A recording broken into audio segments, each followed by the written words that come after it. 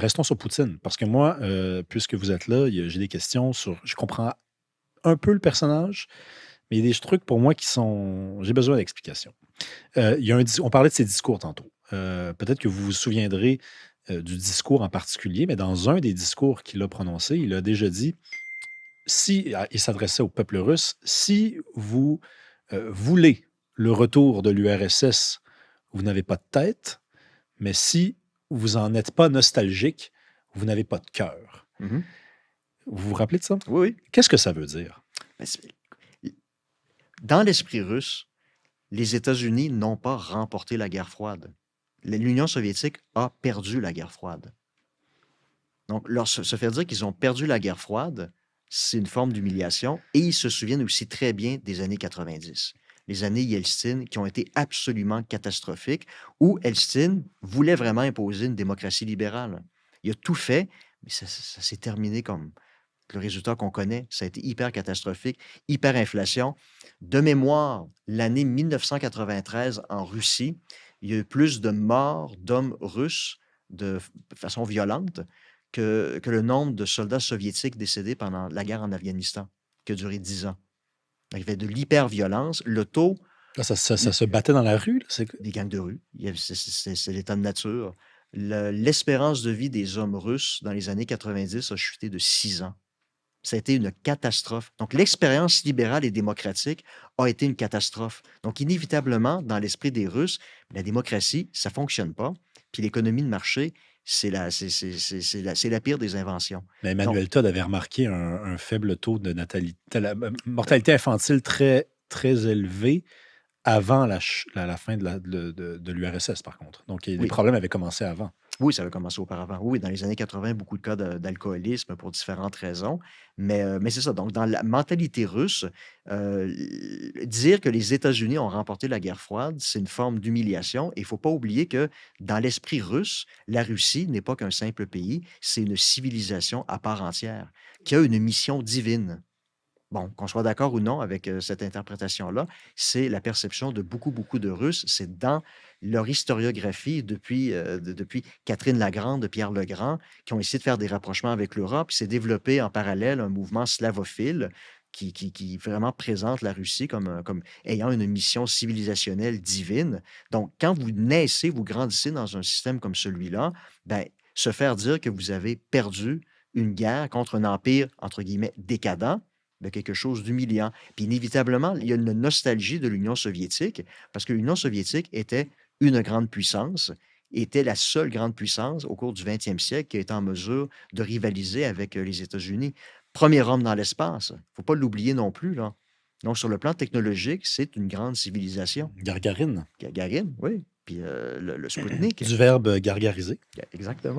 Mais qu'est-ce que veut Poutine? Parce que, on dit What does Quebec want, mais what does Poutine want? Parce que Poutine s'il dit à son peuple, ben, ça serait pas vraiment raisonnable de rétablir l'URSS. Il leur dit que ça prendrait quelqu'un avec pas beaucoup de tête, mais qu'il leur dit en même temps, si vous vous en ennuyez pas, vous manquez de cœur, que veut-il? Parce que on vous répondrait, ben, on dirait que ça lui tente d'envahir des pays autour de lui. On dirait que ça lui tente d'avoir une influence dans les pays qui étaient des pays membres de l'URSS. Est-ce que ça se pourrait que ça soit sa volonté première, finalement? Non, non. D'envers d'autres pays? Non. Ancien satellite de l'Union soviétique? Non. Il n'y aurait pas les moyens de le faire.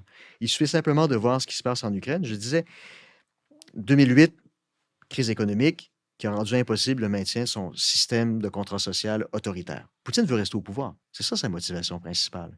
Et les gens qui l'entourent, les oligarques, veulent continuer à s'enrichir puis à rester influents. La logique de l'être humain est très facile à comprendre. Il ne faut pas s'imaginer l'être humain tel qu'il devrait être, il faut le prendre tel qu'il est. Donc, habituellement, en politique, vous voulez rester au pouvoir le plus longtemps possible, et les gens qui s'agrègent autour des politiciens, habituellement, c'est pour faire de l'argent et avoir de l'influence. C'est ça le système politique russe. Donc, c'est dans l'intérêt de ces gens-là de rester au pouvoir le plus longtemps possible. Et ils réalisent que sa capacité de rester au pouvoir n'est plus possible avec le modèle du contrat social typiquement autoritaire depuis 2008. Donc, c'est la raison pour laquelle il a développé cette forme de message civilisationnel, mission divine de la Sainte Russie. Mais en réalité, c'est simplement une façon de mobiliser les individus, les Russes, pour qu'ils maintenant, acceptent de faire des sacrifices personnels. Donc, avoir moins d'argent, peut-être risquer leur vie pour la mère patrie, ce qui est un concept totalement étranger pour eux pendant ces 2 premiers mandats. Ça n'a pas fonctionné. Donc, pour moi, c'est une vision, c'est une stratégie qui est essentiellement instrumentale, simplement pour rester au pouvoir. Mais est-ce que ça se pourrait alors que, ben, est-ce que ça Mais expliquerait alors, et vous me direz si la rumeur est vraie, que jusqu'à présent, mais ça a peut-être changé dans les derniers mois, là, mais pendant longtemps, à partir de l'invasion de l'Ukraine, les soldats qu'on envoyait, là, c'était des taulards, puis des gars de la Biélorussie, puis c'était pas des gars de Moscou, là. Parce que c'est eux qu'on a d'abord convaincus, qu'on a été capable d'abord de oui, convaincre qu'il fallait y aller pour des raisons providentielles. mais c'est des soldats contractuels. Les seuls soldats russes qui sont déployés en Ukraine, ce sont des contractuels. Parce qu'en Russie, il y a la conscription. Donc, c'est la raison aussi pour laquelle, pour lui, ce n'est pas une guerre. C'est une opération militaire spéciale. Parce que légalement parlant, s'il déclarait cette opération militaire spéciale-là comme étant une guerre, ça lui permettrait de déployer les soldats conscrits sur le champ de bataille. Et il sait très bien que s'il faisait ça, il y aurait une contre-réaction de la part de la population parce que les gens ne sont pas prêts à mourir gratuitement pour la mère patrie. Ils ne sont pas mobilisables à ce point-là. Dans son discours de la mission divine de la Russie, ça n'a pas collé auprès de la population. C'est la raison pour laquelle je dis que sa tentative a été un échec. Mais Donc, rien ne pourrait coller alors, parce que c'est quand même assez c'est mobilisateur, généralement, des trucs semblables, là. risquer sa vie gratuitement pour la mère patrie, il faut drôlement être convaincu et bien Mais il faut être mobilisé. patriote. Plus que patriote. Il faut avoir été brainwashé dans un système comme ça a été le cas de l'Allemagne nazie ou de l'Union soviétique. Je pense que les Russes ne sont pas là, mais ils tentent malgré tout de le faire. Dans le cursus scolaire, il y a un nouveau cours sur galvaniser le Ah patriotisme ouais? russe. Donc, il aurait lui-même écrit une partie du livre. La première fois que le cours a été offert, il a fait une conférence en ligne en Russie. Donc, c'est fondamental pour lui. Il cherche à mobiliser les jeunes. Mais il va falloir attendre une génération avant que ces jeunes-là grandissent et remplacent papa et grand-papa qui, eux, ne sont pas mobilisables pour des questions comme celle-là. Eux voient la relation avec l'État, bénéfices matériels, sécurité, et dans ma sphère privée, vous me foutez la paix. Donc, Oui, ça va c'est prendre ça, un 20, 25 ans avant que cette jeune génération qui essaie de mobiliser, comme à l'époque des Komsomol, l'Union soviétique, donc des écoles idéologiques, c'est ce qu'il essaie de faire.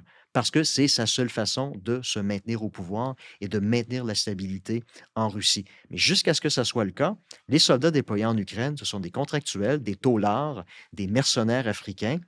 Et imaginez, s'ils devaient envahir un pays membre de l'OTAN, un des 3 pays baltes, par exemple, il ne peut pas faire ça avec 500 000 soldats qui sont en train de piétiner dans la boue en Ukraine. Il n'y a pas les moyens de le faire.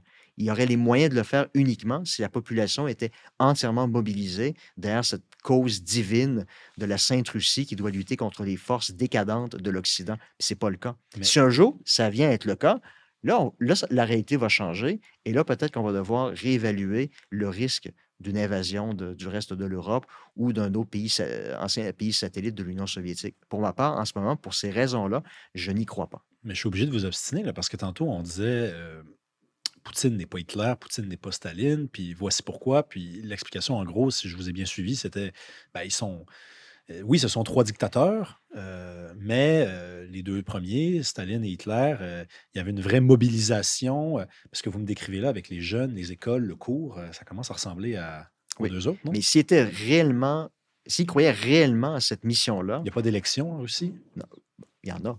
Mais bon, Ouais, bon. dans les faits, il y en a. Ils ne sont pas compétitifs, tout le monde s'entend là-dessus. Mais s'il était réellement motivé par cette volonté-là d'établir son utopie, il aurait commencé à établir ça dès son arrivée au Kremlin au début 2000. Or, il ne l'a pas fait. Il n'a commencé à avoir ce discours civilisationnel-là, idéologique-là, qu'en décembre 2011, janvier 2012, au moment de sa réélection. Mais c'est lui Pour... qu'on juge, c'est pas le Poutine d'avant, forcément. C'est le Poutine. Mais supposons qu'on oublie le Poutine de 2000 à 2011. Le Poutine de 2011 à aujourd'hui, celui qui invoque des moyens pareils, la Grande Russie, l'iconographie, qui essaie de mobiliser la jeunesse. qui est très proche aussi, qui instrumentalise l'Église orthodoxe Ben, c'est russe ça, également. Oui. ça le rapproche pas des 2 autres dont on parlait tantôt, Hitler et Staline?